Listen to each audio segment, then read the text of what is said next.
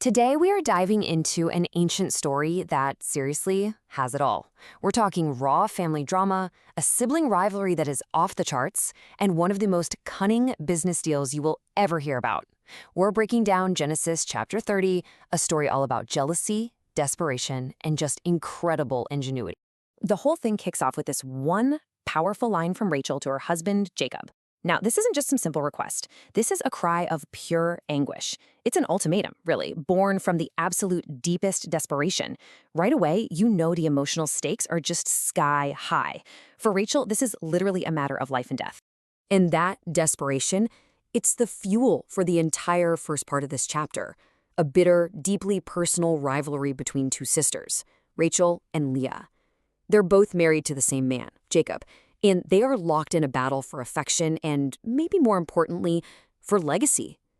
And in their world, legacy was measured in one thing above all else: sons. And this right here, this really captures the tragic irony at the very heart of their conflict. See, in this ancient world, a woman's status was completely tied to her ability to have sons. So on one side, you have Rachel. Jacob loves her, she's the favored wife, but she can't have children. And on the other side, you've got her sister, Leah. She's incredibly fertile, but she feels totally unloved. It's this fundamental imbalance that creates such an explosive and frankly toxic family dynamic. So what does Rachel do? In her desperation, she turns to an ancient custom and gives her handmaid Bilhah to Jacob to act as a surrogate. The idea was that any child Bilhah had would legally be considered Rachel's. But let's be real, this isn't just about building a family. It's a strategic move in her competition with Leah. And Leah immediately fires back by giving her own handmaid Zilpah to Jacob. And just like that, you've got a full-blown proxy war for children. And this table, it really shows you just how quickly things escalate. It's basically a scoreboard for their rivalry. First, Rachel gets two sons through her handmaid Bilhah. She names them Dan and Naphtali. But Leah is not about to be outdone. She gets two sons through her handmaid Zilpah and names them Gad and Asher. The family is just exploding in size, not out of love, but out of this desperate battle for status. And if you thought that was weird, well, hold on. The rivalry is about to take an even stranger turn. Just when you think the dynamic can't possibly get any more complicated, the conflict shifts from surrogacy to a mysterious plant and one of the most bizarre negotiations in the entire book. Okay, so Leah's oldest son, Reuben, is out in a field and he finds these plants called mandrakes. Now, in the ancient world, mandrakes were a big deal. The root was believed to be some kind of folk remedy, maybe an aphrodisiac or even a cure for infertility.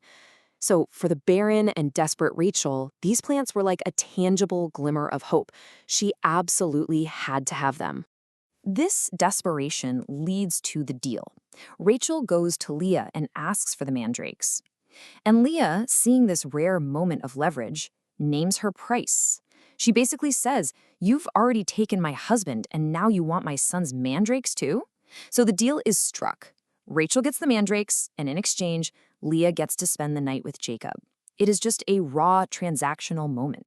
And the irony here is just incredible.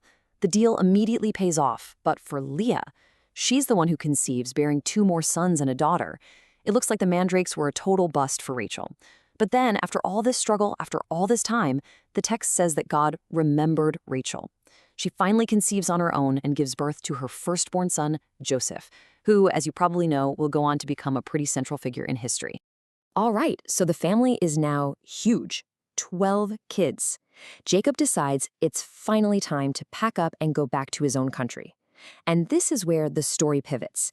It moves from all that domestic drama to a high-stakes economic negotiation between Jacob and his very shrewd, very manipulative father-in-law, Laban. So Jacob goes to Laban and he makes his case. He says, "Look, I've served you for 14 years to earn my wives. Now I want to leave with my family." It's a pretty straightforward demand for what he's rightfully owed. But of course, Laban is not going to make it that easy.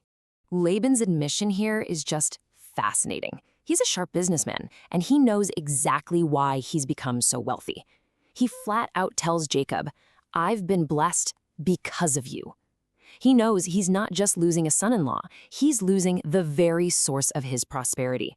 So he pleads with Jacob to stay, telling him to name his price. Jacob comes back with this just brilliant proposal. He says, okay, I'll stay, and my wages will be only the unusually colored animals, the speckled, the spotted, and the brown ones that are born from now on. Now, to Laban, this must have sounded like the deal of a lifetime. The huge majority of sheep and goats are solid white or black. He agrees immediately, thinking he has completely outsmarted Jacob. But here's the thing. Jacob has a plan. He's got an ace up his sleeve. And the final act of this chapter is all about him using this strange, almost mystical strategy to turn Laban's greed right back on him and build his own fortune from basically nothing. So before the deal can even begin, Laban shows his true colors. He agrees to the terms, and then what does he do? He immediately goes through all of his flocks, pulls out every single speckled and spotted animal, and sends them a 3-day journey away with his own sons. He leaves Jacob with a flock of only solid-colored animals, making it seem impossible for him to produce the very offspring that are supposed to be his wages. He's rigged the game from the start. But this is where Jacob's incredible plan unfolds. It's so clever. He takes branches from a few different trees, peels white streaks into them so they look striped and spotted, and then he places them in the watering troughs right where the flocks come to mate. And the text says that when the animals conceived in front of these rods, their babies were born with the exact speckled and spotted patterns that Jacob needed to claim as his own. And if you thought that was clever, wait, there's more. Jacob adds another layer of genius to this whole plan. He actually practices a form of selective breeding. He only puts the striped rods out when the strongest animals are mating. When the weaker ones come to drink, he doesn't use the rods. So what happens? The strong, healthy offspring are born speckled and become his.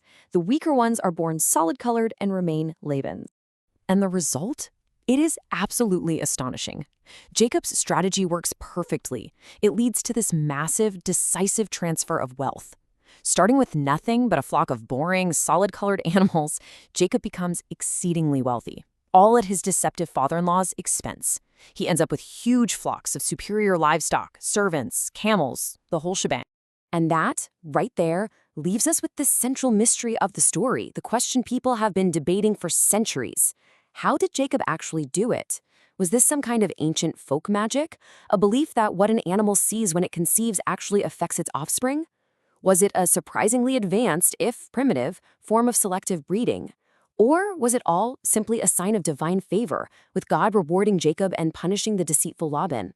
The text never really says for sure, and it's that ambiguity that makes this ancient story of family rivalry and shrewd business so endlessly fascinating.